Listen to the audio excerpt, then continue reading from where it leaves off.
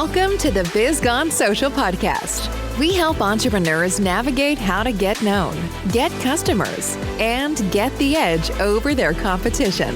Here is your host, Lorraine Duncan.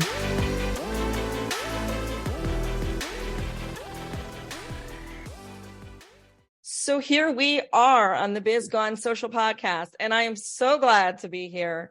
And my promise to you, as always, is I just want to give you a little bit of verbal caffeine that's going to energize your business and hopefully your marketing too. And because after all, don't you want to stay social and learn about how to stay social and be the business that everyone's talking about? And today I am so stoked to have Pete Mohr with me. Welcome, Pete. Thanks so much. A little verbal caffeine to stoke your marketing. I love it. Absolutely. And I want to stoke everybody's marketing today. And just, Pete, tell me a little bit about your business and what you do. Well, my business is called Simplifying Entrepreneurship, and I am a business coach. I help business owners. The way I say it is take them from operators to owners, because a lot of business owners are mired down in the frustration of, making every single decision in their business. And a lot of people that start up, you kind of have to as a startup, right? But as you move along, it's more the case of, hey, do I still want to work 60, 70 hours a week or 90 hours a week? There's more to life. I got into business because I wanted some freedom and not because I was going to be, tied to everything. And I like to kind of say, your business should prop you up instead of you always propping your business up. So that's what we do at Simplifying Entrepreneurship. We help entrepreneurs and business owners set up frameworks that free them up from some of the decision making and duties that they don't necessarily want to do anymore while living an enjoyable life as a business owner, because that's why you got into business in the first place, Absolutely. I'm fascinated with your term, operator to owner. You want to elaborate a little bit more? What are some signs of, someone being just an operator, and what are some signs of being an owner? Right. Well, I think the big thing really is if you are the one that's making all the decisions, if you say to yourself, why don't they just make that decision? Like, why they should know that by now, then that's the kind of person that I help. Because if your team doesn't know how to make those decisions, there's ways and frameworks and systems and communication and language all around how you set that up through an accountability chart. And in essence, you're moving out of that management structure of making the decisions and doing the schedule and doing the marketing and doing into a position of more on the strategy side of things in the business. And it kind of, for me, it all started. I've owned lots of businesses, and I still own a couple of shoe stores here in Canada, and I've owned lots of different businesses over my career. And I've been a business broker too. And as a business broker, you're helping people buy and sell businesses. And I guess if you look at it from that perspective, and I'm talking to you, the listener here right now, if you left your business right now or sold your business right now, would it continue on without many problems? That's the question. Yeah. And I think mine would continue on, but that's my dream. For a lot of small business owners, it wouldn't. Mm-hmm. Right. So, and the real value in your business is when your business will continue on without you. And that's when you've moved from operator to owner, where you can work in your business in the areas you truly love. I have a whole framework around that called Love It or Leave It. And so the areas that you truly love and that you're most effective in. And when it gets really powerful is when you can do that for your team as well. When your team is working in their love it zones, and when everybody's humming and the culture is right, and we're fixing these small gaps as opposed to the big gaps, and we're making things happen. And I'll just use as an example, I would be hard for me to coach what I don't live. We've got a couple of shoe stores, and I work in them give or take a day a week. And the rest of the time, I talk to great people like you, and have and coach and do some of the stuff that really gives me energy and excitement. Not that the shoe stores don't, but ultimately I really love talking to other business owners, digging through their problems and trying to set them up for success. And that's what is sort of my unique ability. And that's where I spend most of my time. But I couldn't do that if my business wasn't running on rails. Yeah. Now, what would you say to, very interesting, because, I usually work with a lot of people in my business that, have just one sole business. And, you have a couple things going, and plus you've done a lot of things.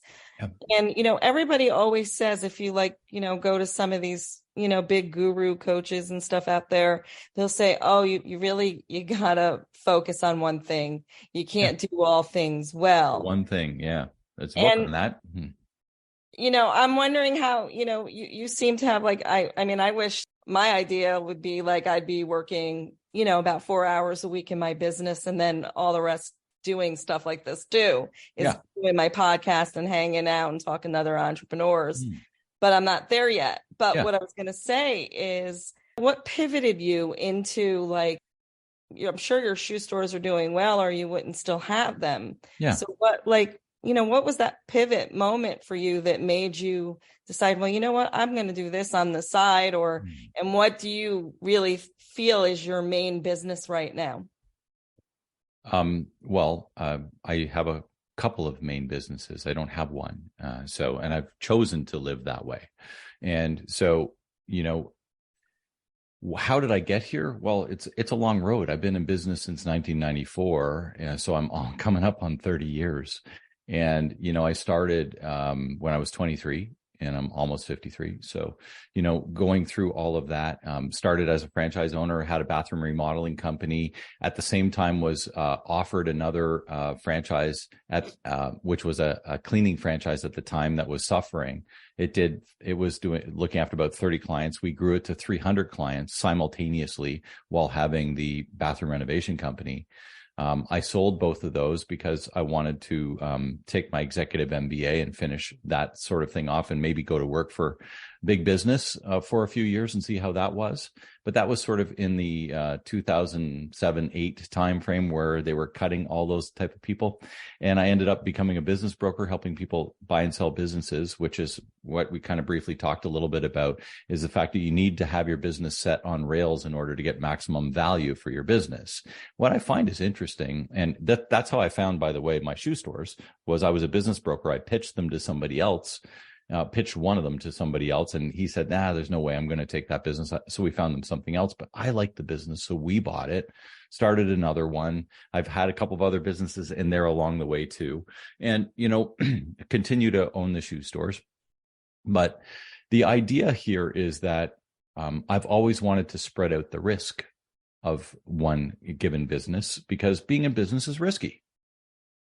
Small business is risky. Take a look at the stats. A lot of small businesses fail, right?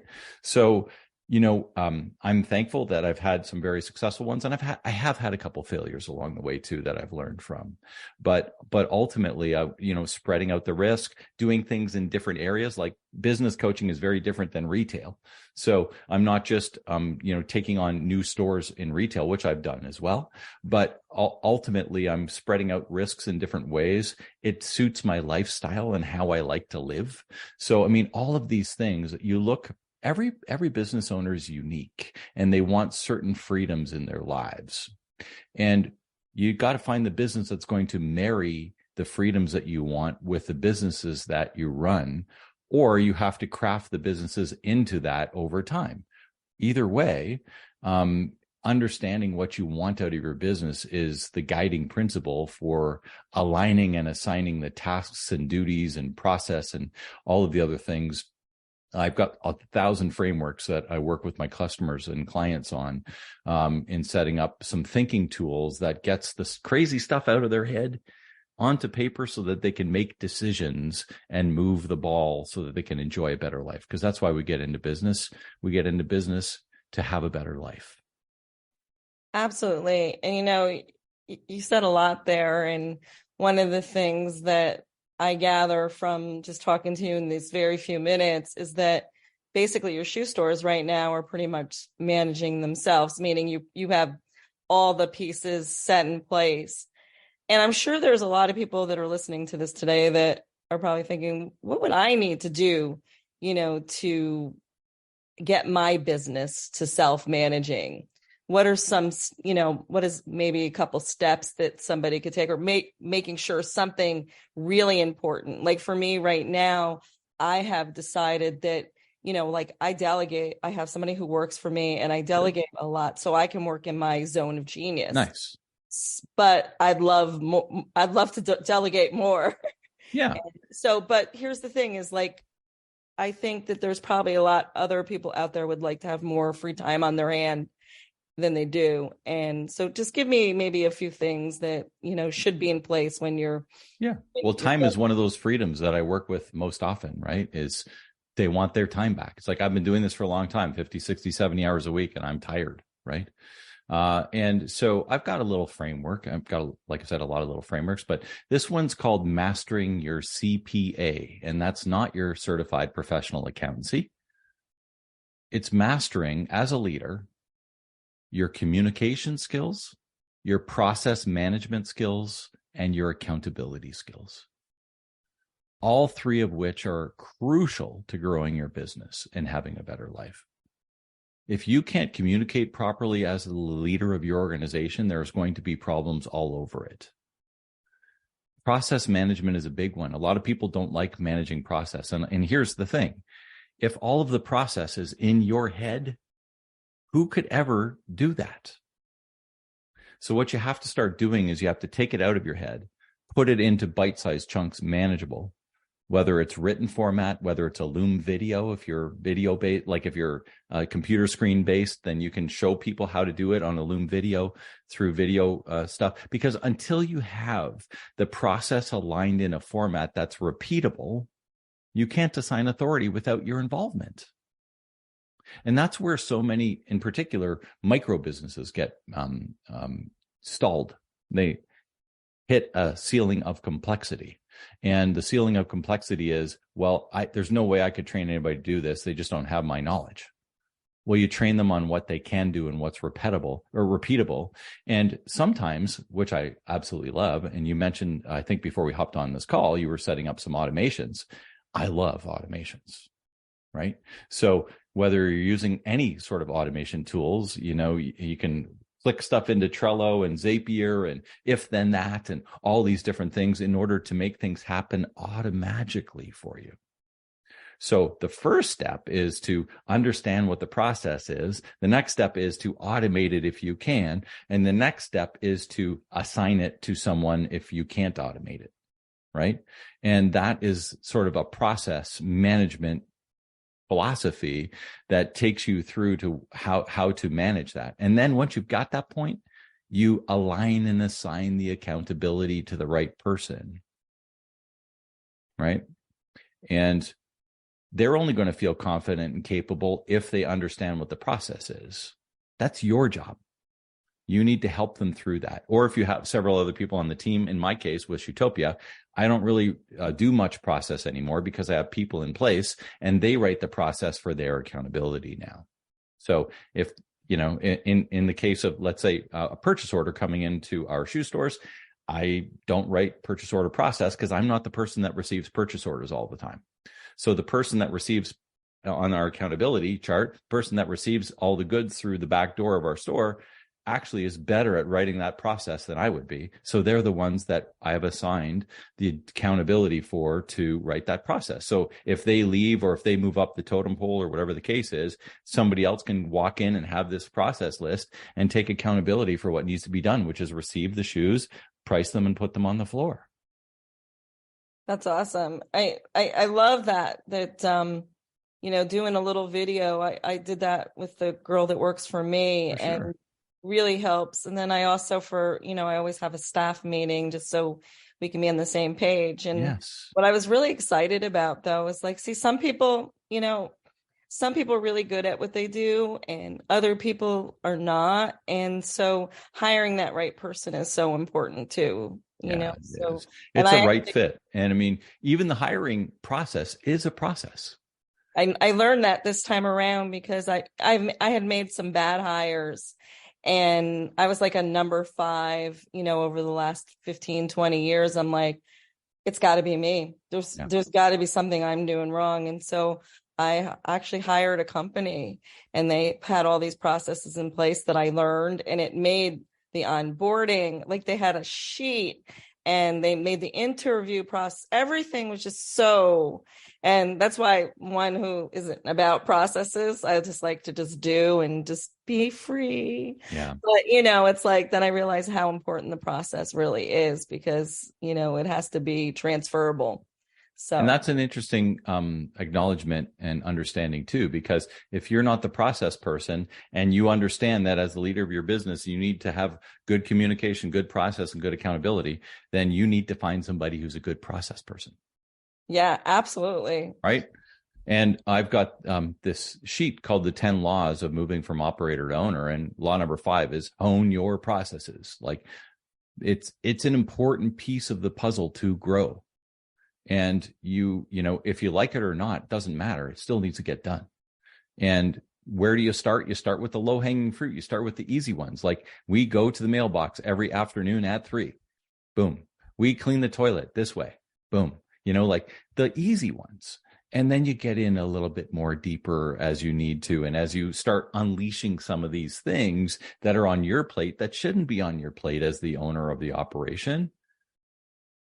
Marketing is one. I mean, this is a marketing podcast and we haven't talked a lot of marketing, but for us, we do a certain amount of marketing internally, but there are certain pieces of the puzzle that we use an outsourced partner to do for us because we're not good at it, not as good as they are. And they also have different structures and specialists in ways that are way deeper than we have the ability to go to or the understanding. So there's a certain time where you use a professional. That professional could be internal, like my bookkeeper. We have an internal bookkeeper, or it could be external. Like for those of you who use an external bookkeeper, it doesn't really matter. The idea is that you're paying to have a professional do what they do best. And when you do that, it frees you up to do what you do best in the business. Right? Yeah. And, sometimes there's a lot of people out there, and I'm a recovering one. I remember I just felt like I had to do everything or it wouldn't get done right. And I remember like I don't even look at my email anymore, and basically I have somebody that does that for me. And it's like, I was so hard for me to give up that email, but it's like, there's some things that I don't even have to deal with, like the spam and why should I, so that it's very freeing. I'm going to switch gears a little bit here just because, I have a wide base of listeners, and, so I'm just going to have what is it that you enjoy? There's a lot of people out there, like, for instance, that are probably listening to this that want to open up their own business. Then cool. I probably have some people listening that are like, oh my gosh, I don't want to even be in business anymore. And then some are doing well, but they just want to up their game a little bit. But what I want to ask you here is what do you enjoy most about being your own business owner? I enjoy the fact that I can call my own shots, that I can make my own life, that I can essentially set my business up. So I think I already said it, but the idea around my business propping up the life that I want to live, as opposed to me propping up my business all the time, is engaging for me. I don't live in the Taj Mahal. I don't live an extravagant life. I live a good life the way I want to live it. My business supports that, and I'm good with it. So, I mean, we take lots of holidays. We do lots of family stuff. We do I live in a small town. We are living the way we want to live. And, I think that's an interesting thing for a lot of business owners too. I mean, being a business owner doesn't mean you've got the private jet and you've got your own island in Fiji and all these other different things, but it should also mean that you're not working 80 hours a week in order to support your stuff, right? And so there's certain sort of ideas around that on what you want out of life. And most of the clients that I work with, Lorraine, we always start with sort of what's your life goals. So we straighten that around in the buckets of life, and sort of what do you want out of your relationships? What do you want out of your time? You had mentioned time earlier. What does free time look like for you? What do you want out of your purpose, your health, your wealth, those kind of things. And, often one of the big ones there that gets overlooked is your health. And if you're not healthy, both mentally and physically, and again, I'm not six-pack abs and all this stuff, but I'm conscious of this stuff. If you're not healthy mentally and physically, sleep-wise, all this other stuff, you can't run a healthy business. So how important is your health as a leader of your organization? It's crucial. And a lot of small business owners put themselves second when it comes to their health. That's wrong. Absolutely. And so when you are running healthy, you had mentioned you're training for a 5K. Good for you. I mean, these kind of things, it's like you're working towards being healthy. And when you have the healthy mindset, then that transfers into your business, and your business is healthy too. Because as an entrepreneur, your life and your business are yin and yang. It's like black and white, right? And you have to keep that going. And it's very hard to delineate a lot of the personal and the professional stuff. And there's going to be seasons where you're working like crazy. It's our busiest season right now at Shootopia. So I'm working a few more than 1 day a week. Like last week, I worked 3 days. It was our busiest week of the year. So I worked 3 days in our shoe stores. This week, I'll work 1. Sometimes I don't work any. But ultimately, as the business owner, the idea is to be there for support for your team when it's busy. But if you find yourself working 50, 60, 70, 80, 90 hours a week every week, there's something wrong. That's not healthy. Yeah. I just recently was talking to somebody that had just a series of, unfortunate events that just kept on coming at them. Yeah. And all of a sudden they said, but I have my launch next week. And I said, you know what? Your launch can wait. It really could. You just take time to process the grief. You need to take time to be with that person who's not doing well right now. Yep. That's more important than your launch. And so it was like, sometimes we forget about ourselves. So it's a good reminder out there, especially to all those who are listening. I know there's probably a lot of workaholics on the line. For sure. So make sure that you are taking care of yourself. Yeah. I know this. I did that. I went through that personally last year. My dad had terminal cancer and passed away last fall. And we knew for, 8 or 9 months type thing. My parents live 6 hours away. I made a point of taking between 3 and 5 days off every month and going back and spending time to help my parents through that time and all that other stuff. I couldn't have done that if my business wasn't running on rails. I couldn't have spent the time with my parents, away from my business, away from my family, all that sort of stuff, to be there for my parents in order to help them through that stuff. So that's where we start with the life picture, to understand truly what you want out of life and how you want your business to help you through those kind of times, because there are going to be trying times, both in your business, and I've had those too, and in your life. And that's when you need the flexibility as the owner to deal with those things. Yeah, absolutely. One last thing. I love to always, you have such a wealth of knowledge, and I really feel that people can learn from you. So the thing I just want you to share next is just one piece of advice that you can give a business owner that, would level them up right now. I think we hit on law number 5, which is hone your process. But the other 2 are covered in it as well. And I've got a little quick ebook. It's like 20 pages long, called Moving from Operator to Owner. And you can get that at simplifyingentrpreneurship.com/laws, LAWS. So that's Simplifying Entrepreneurship, the name of my business.com/laws. And it's just a PDF download that will kind of talk and get the idea here, Lorraine, is that you just get thinking about these different things. And it's like, maybe I need to tackle process this quarter, or maybe I need to tackle communication next quarter, or what can I do to improve myself in these different areas? Because over time, if you take one quarter and kind of hone some of your skills in each quarter, 6, 10, 12 quarters down the road, which is only 3 years down the road, you're so much better. Your business is better. Your life is better. Things don't happen in 3 days. They happen in 2 or 3 years, and we business owners want things to happen quickly. And as much as we do, we can, but the reality of it is it takes time to change a big machine sometimes. And you just got to start. So where do you start? You start today with the lowest hanging fruit, whatever piece that you need some change on, and you keep working at it. And I love this concept called Kaizen. I used to have a cleaning company, and we had a Kaizen machine, which was a machine that helped us clean and make that room even better every single time we go there. Right. And so it's a Japanese phrase called Kaizen, and it's all about continuous improvement. And that's what we need to do as leaders, always be continuously improving in small chunks, so that it's like a compound interest. It means a lot at the end of the day, but it seems small at the time. Great. Well, I just want to thank you for being a guest on my podcast today. And is there anything else that you would like to, if somebody resonated with you and they want to get in touch with you, is there anything else that you wanted to, I see you shared the PDF, but yeah. So that's my website too, simplifyingentrpreneurship.com. And you can book an appointment with me there if you like, or there's an assessment there for your business. That's really actually quite good.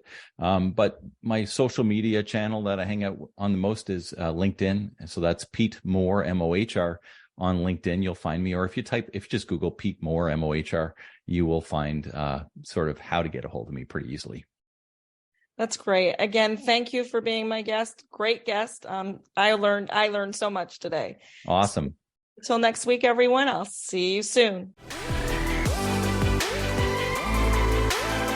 Thanks for listening to the Biz Gone Social podcast. Find us on Instagram at BizGoneSocial for extra tips. Check back weekly for new episodes. Until next time, stay social.